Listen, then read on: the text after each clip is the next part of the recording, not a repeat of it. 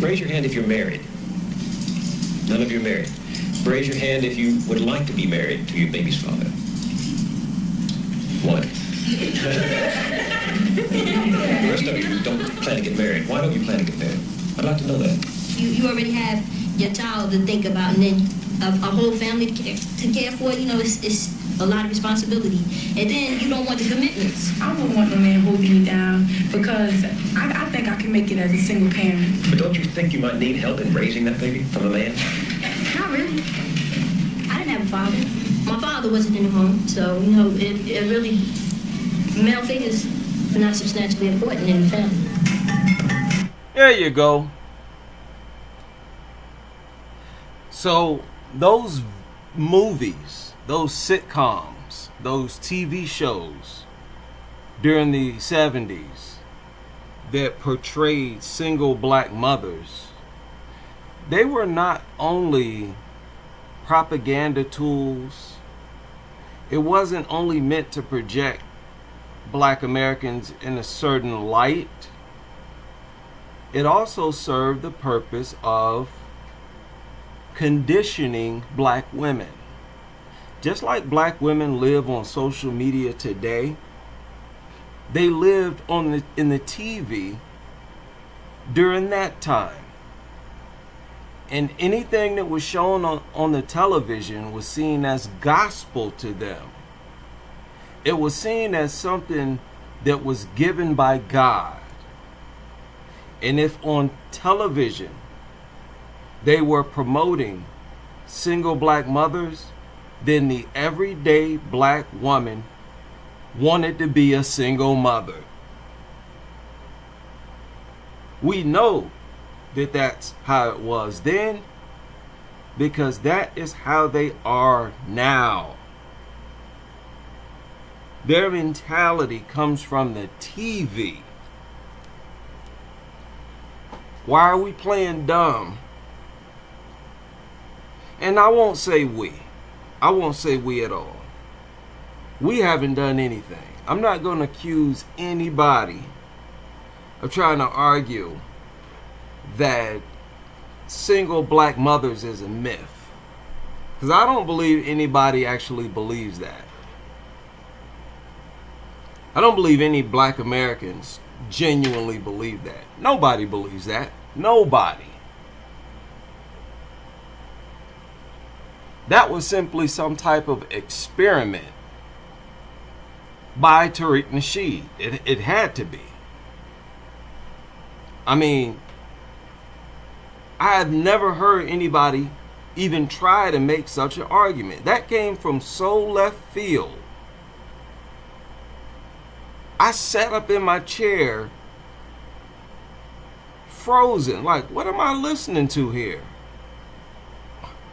It's a myth? What? Propaganda? In a world where it's rare.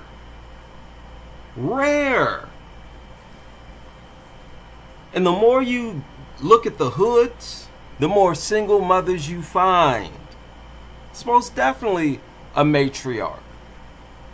And I look at this FBA movement largely, not completely, because there's some FBAs who got their head screwed on right, most definitely.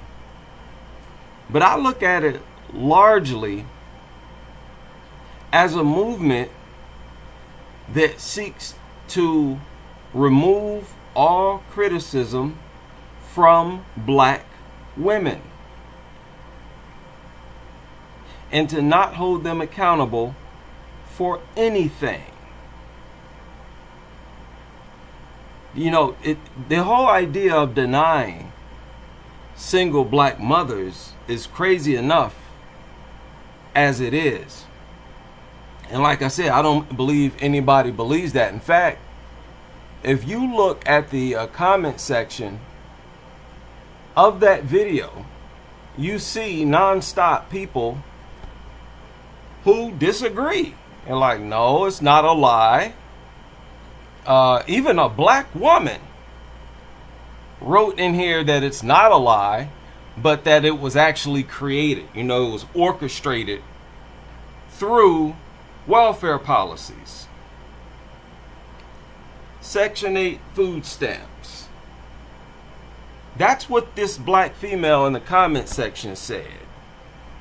She said it's not a lie, but that it was actually created, you know, by the ruling class. Now, let me ask you something. Why wouldn't Tariq start from that premise? Just think about it. Why wouldn't he start from that premise? That it was actually orchestrated. I'll tell you why. Because then he would have to point out that black women cooperated with it. That would force him to point out black women's role in the creation of single mothers. So that was a no-go. That was a no-go. And I don't even see the comment anymore. Here it is. It's not a racist lie, but it's a condition that they created for long-term damage. Look at that. No, it wasn't really a condition that they created. It was a condition that they offered you. Y'all. They offered the destruction of black families to y'all. And the majority of you accepted it. Not only accepted it, but passed it down. This could have only happened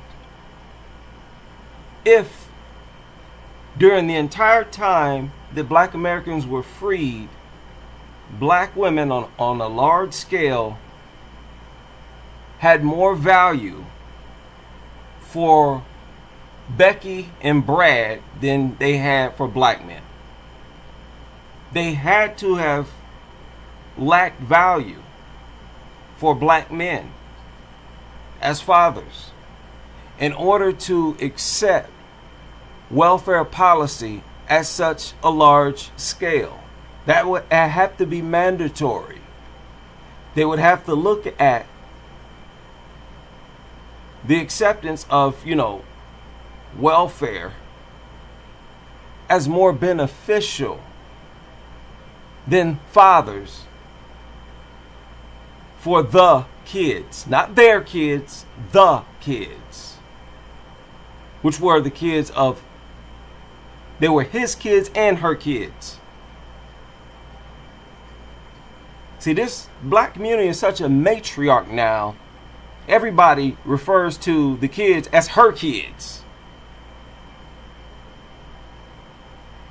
So what the system did, they offered this package to black American women, which was crazy.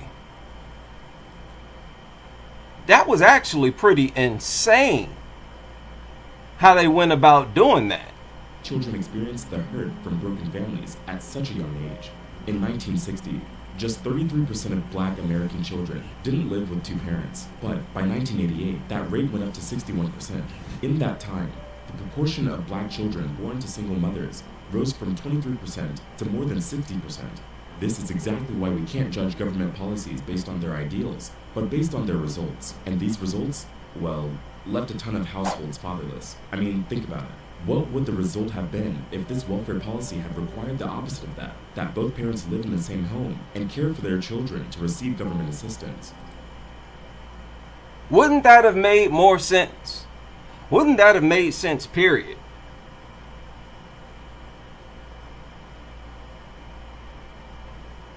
Because if the mother is suffering and needs welfare, then why wouldn't the father? If they were not trying to destroy families, they wouldn't do that. You don't require that the father not live there. That was an overt attack against black Americans. There was nothing secretive about that. That was an open and in your face. You heard Martin Luther King speaking on it. He referred to it as dehuman. What he said is dehumanizing. Welfare policy is dehumanizing. Wait a minute. Here it is right here. That clip. Wait a minute. Something like that. It's immoral, dehumanizing. So it's not like the people of that day was in the dark about how damaging it is to remove the father from the home. I know a lot of people look at history like that. They think, oh, well, back then we didn't have Google, we didn't have TikTok, so there was no way for us to know how damaging. No, stop that. A guaranteed annual income. And the other thing, ultimately, we are concerned in the welfare system, that we are concerned about remittances. Fathers have left home in order for their children to get meat and bread. There are so many dehumanizing elements in the welfare system that we are concerned about removing. There you go. Dehumanizing. Dehumanizing. Nobody was in the dark about this. And they accepted it. So they accepted these little Section 8 vouchers. And they hauled off to these apartment complexes. Many of you remember this was like the era of apartment complexes. Some of them got into homes, but a good chunk of them hauled off into apartment complexes, which turned into projects, or what we call projects. It was actually projects back then, in hoods, in blocks. And that first detachment of fathers caused a chain reaction, because there was already a chain built. And that is generations of fathers, black fathers, between the 1870s and 1960. During that time, you had generation after generation after generation of fathers. And when you break that, even for one generation, it can set you back generations, especially if that mother shields you from your father, and he is not an intricate part of your life and upbringing. Now, in this video, Tariq mentioned how he mentioned co-parenting. And he said that when they call a black woman a single mother, they don't take into consideration whether or not they co-parent or whether or not the father lives nearby. Do you know what that sounds like to me? That sounds like to me an attempt to accept the matriarch. Accept things exactly how they are. To continue to have these women leave you, right? Your kid's mother leave you, put you on child support or whatever. Continue to have multiple kids from different fathers. That's what it sounds like to me. If you have a movement that says, look, we're not calling black women out for nothing, then without even saying it, that's a movement to accept the matriarch. Accept things just the way they are. And if that's your plan, it's already failing. because black men are dating out. They are looking for non-black women more than they ever have in history. Just looking at how black men move tells you that the matriarch is unacceptable. It's definitely not a myth that 1 in 4 of them are married. That part's not a myth. They are not seen as marriage material. It's not a myth that most of them are overweight and obese. That's not a myth. And it's not a myth that these homes are single parent. The idea that having a black father nearby or co-parenting, it accepts the idea of the mother being the primary one who influences the kids. Because that's how the situation is always. The father never has equal influence if he don't even live there. These kids live under her roof. He simply lives nearby and involved. He was speaking about that as if, hey, that's good enough. No, it's not.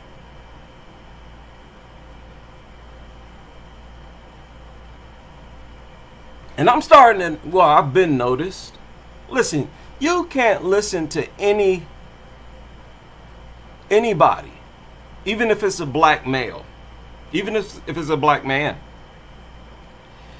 If they're getting money from black women, they are never going to tell you the truth about them. Never. They're going to provide as much cover as possible for them. The only one that's going to tell you the truth is the black men who are not making coin off them. We all know how Dr. Umar rolls. Wait a minute.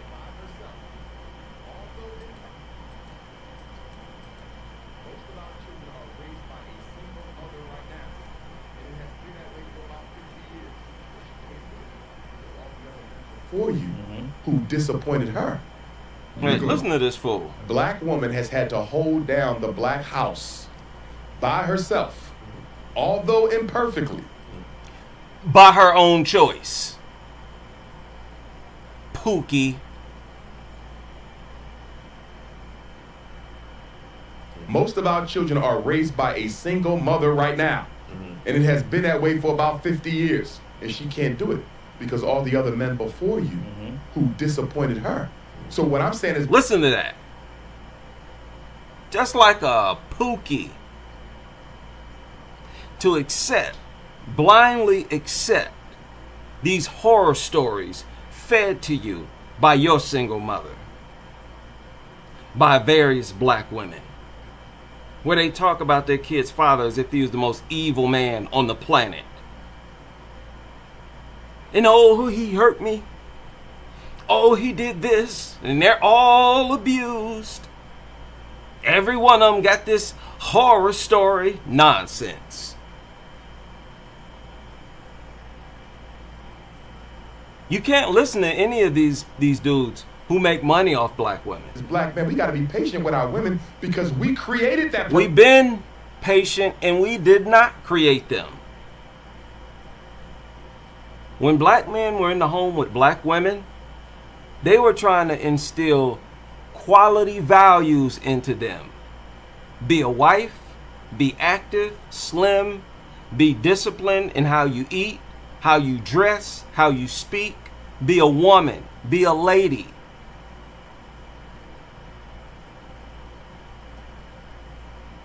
It wasn't until they became the majority of the parents that you had this trash culture.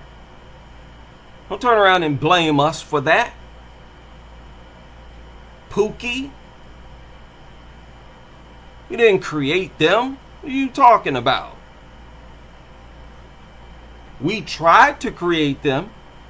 We tried to influence them. And they threw everything that we tried to instill in them out the window, including new grooming habits. They threw all those high values out the window along with the braids and afros.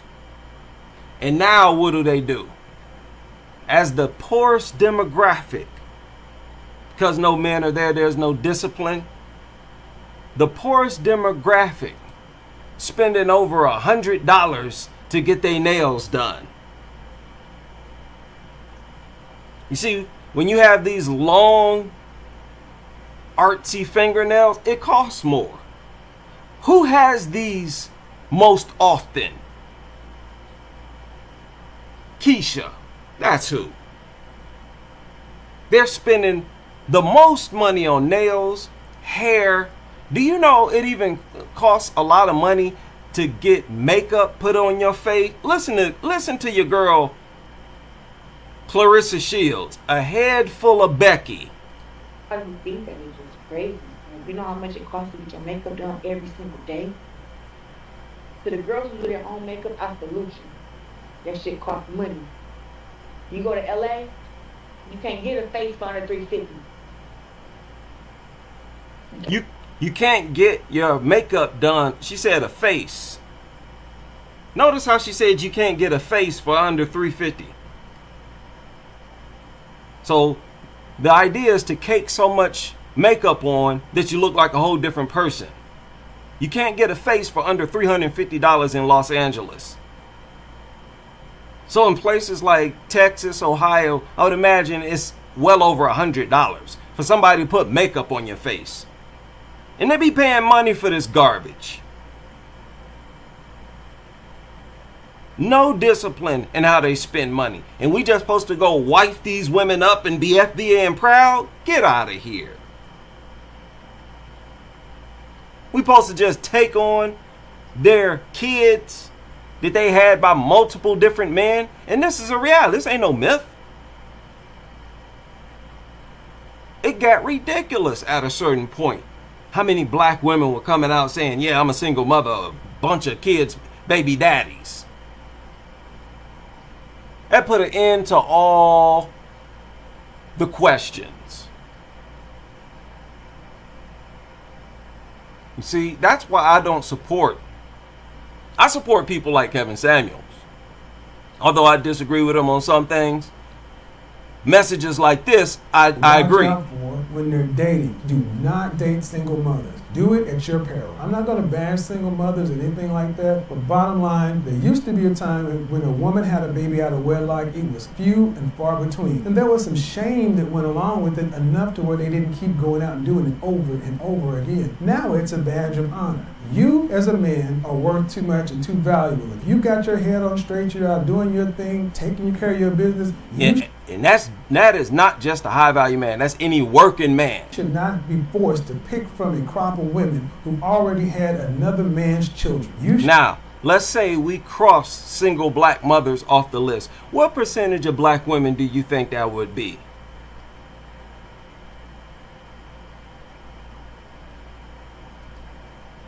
And that's just being a single mother.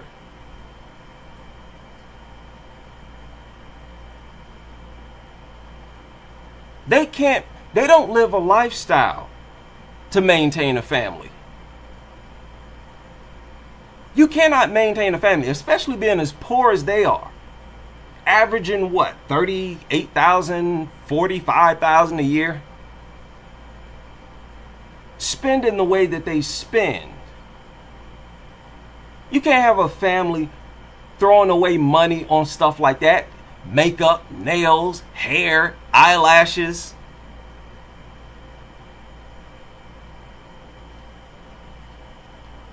They have become the face of homelessness for a reason, because they ain't got no man. They're single. So you have these FBA preachers, I like to call them. There are several of them. Several online FBA preachers. And what these preachers are, They are literally preachers. They're just not teaching the gospel. They have the exact same approach, and that is just to make you feel good. Have y'all noticed that?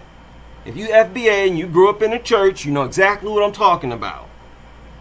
Feel good sermons. They don't urge you to better yourself. You go to church, you listen to the preacher so he can make you feel good. Well, you can't be holding people accountable and make them feel good at the same time. Right? So they have to lie. They have to be deceptive. They have to mislead you. And again, you can't listen. You can't get the truth from these types of people. If you just want to feel good, knock yourself out. When it comes to black women, they shouldn't even say nothing. Talk about history. Stick to history. Stick to politics. Stick to voting. You know, I can't find any faults in that. But don't try to act like a guru on advice on black women. No. Especially when you've dodged black women yourselves. Umar ain't got no black woman. And we all know Tariq don't deal with no Keisha. He don't deal with that type of hate that comes from black women. He doesn't. And that hate drives a lot of black men away. Because see, they raise their sons with that hatred. And a lot of black men become crazy and hateful themselves. And they become so dysfunctional that the only types of women that would accept them is black women. They realize they're too crazy for a Becky or a Ling Ling to want to keep them or even get with them. So they're stuck with Keisha. And then they hook up with them and have what? A dysfunctional relationship. But you got all types of debauchery jumping off in these relationships and households. So I don't want to hear no stories about black couples that you know of. What is a black couple if it's dysfunctional? And if it ain't even the kid's father? This is like the fifth man that came through the house. And all the kids got different daddies. See, that's the lifestyle that they chose. I don't care about no sitcoms portraying single black mothers. Like I said, they soaked all of it right up. And they allowed it to influence them. They looked at those sitcoms and said, wow, I can be a single mother too. It's not so bad to be a single mother. I want to be a single mother.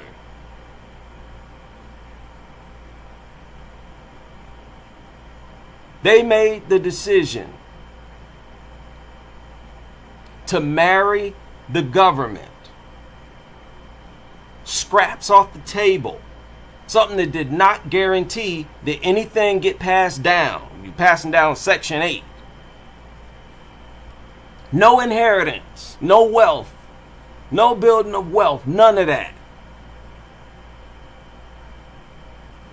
We got more than enough proof that the majority of black America is headed by single mothers. These black neighborhoods that's like almost all black, they're usually low income.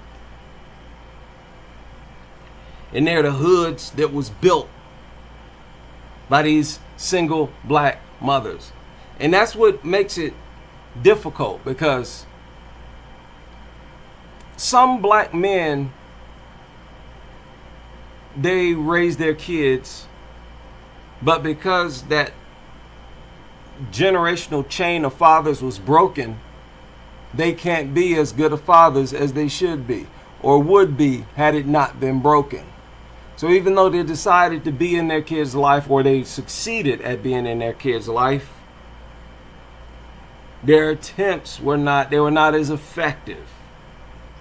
because of that original betrayal where black women left their kid's father, which is actually insane if you think about it. They value this superficial bond with Becky and Brad more than they valued their black husband. That's simply what it was. And they are the same way today. They value any and everything that come from Becky and Brad more than they value black men, down to their seed. To this day, they do not abort Brad's, Enrique's. They don't abort none of their seeds. They only abort black men's seeds. See, between 1870 and 1960, black women were more so forced to cooperate with black men for survival. They were ostracized by the white community. And being forced to cooperate with us, we made sure that we were married, had families, discipline, decency. Yet they still value the degeneracy from Brad and Becky. And when Brad and Becky brought that degeneracy and offered it to black women, the majority of them took it. Feminism. Soaked it up, hook, line, and sinker. That was nothing but degeneracy. And the welfare system was an offspring of feminism. Right? It dehumanized the man just like it was a part of feminism. They never genuinely honored black men. Even though we were the most productive black men in the world, productive men in the world, building cities and towns all over this country. With no government assistance, mind you. We didn't get no loans. We didn't get no help from the government. But we were building not only businesses, whole cities across the whole country. And they still never valued black men. That's the destruction of black America. Black women's lack of value for their men and refusal to be under their leadership. That's what history is going to record. They instead honored and had more respect and were literally fascinated with Brad and Becky. That's why when black men said, look, it's time to get away from Brad and Becky's identity. Stop all this hair straightening and conking. Black women stopped for a minute and then went right back to it and went right back even stronger. All the way up into this day. That's something that has been consistent with black American women. They've always valued other people, other men, more than they valued their own men. And think about it. They're raising sons with this mentality. I would never let a woman like this raise my... Are you out of your mind? You better stay away from my kids with a mind like this.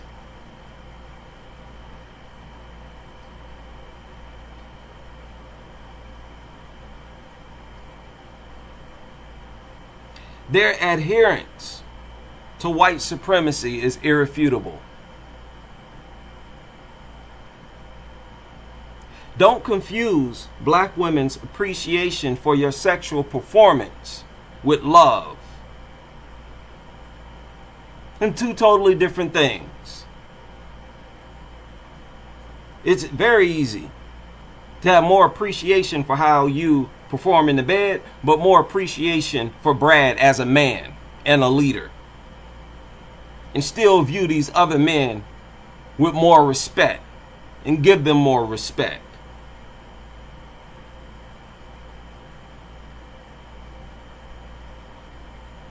You see,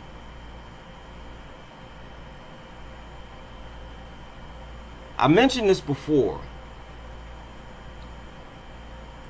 and thousands of black women have come out and admitted it. They've admitted that they have a whole phase. A whole phase. But quiet is kept, that whole phase stretches all the way up into their 50s. 40s and 50s. Because the truth is that that's the lifestyle they prefer.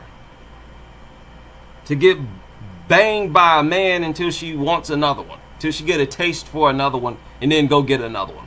I want to have the freedom to go lay up with somebody else after I get tired of this one. Get tired of that one. I want the freedom to move on. I don't want to be tied down to one man. And did y'all hear what this lady up here said? She said, you already got a kid. Having a man or husband on top of that is more responsibility. No, dummy. You got more responsibility being a single mother. You got to pay all the bills, and you're the only one that's there to take care of it. What are you talking about? They're like lost children without us. In that era between 1870 and 1960, when we was basically taking care of them, we took care of them like we will take care of kids.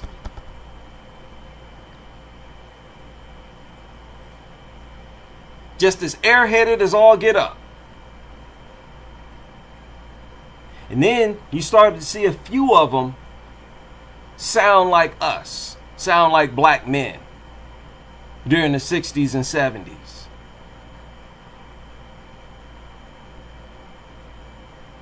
Few of them here and there. And I think that, kind of scared the establishment. Kind of frightened them. They saw that it was possible for black men to have more influence over black women than them. And that was part of the reason why they offered them, hey, Section 8, food stamps. But you got to leave your kid's father. Again, a direct attack on a group of people. And how can you be aligned? How can you be in such alignment with a system that attacks your people like that? That's something black men have always wanted. And that's part of the thing we're talking about when we mention betrayal and being treasonous. Why are you even still admiring people who have made several attacks against your people like this?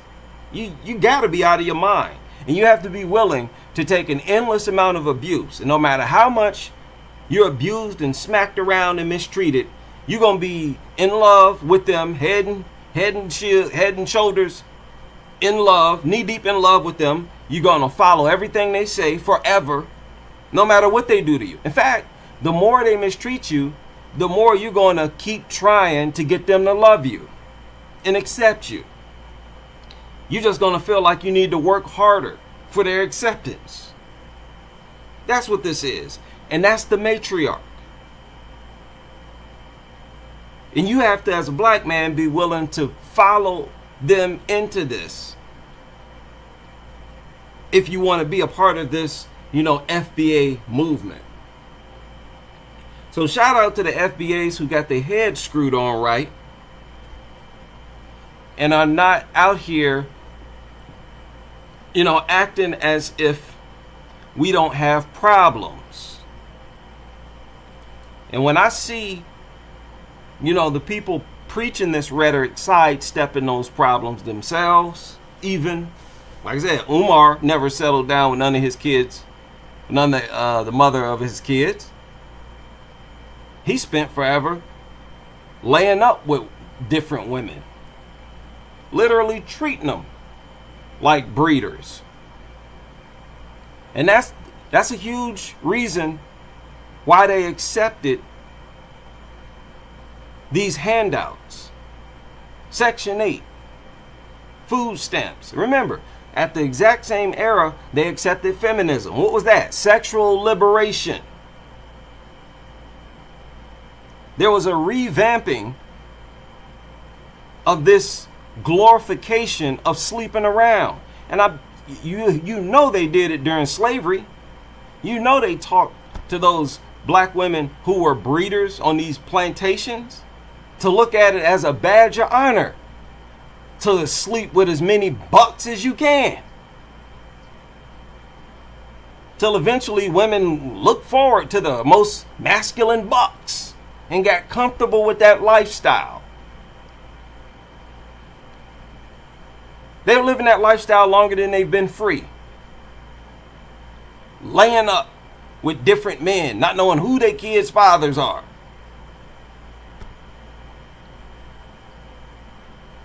And like I said, that continued after slavery. There was just a bunch of black men taking care of other men's kids. Even though 80-85% of black Americans were married, those married black men were taking care of other men's kids.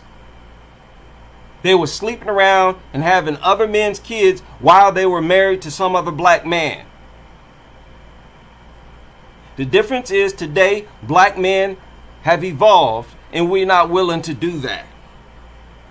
Said a million times, black men evolve, black women don't. That's why to this day, they still look like slaves. Through and through slaves and think like slaves. So don't preach this sermon to me. Oh, you kicking the sisters to the curbs and that. That just proves that you're a low quality person, willing to take low quality women. No, thank you. It's always better to be the type of man that demands that the women step their game up and become higher quality women to be with them. Because like I said years ago, the men are the prize. We are the prize, not them. That means we make the rules. Shout out to all of you. And I'll see you all on the next live.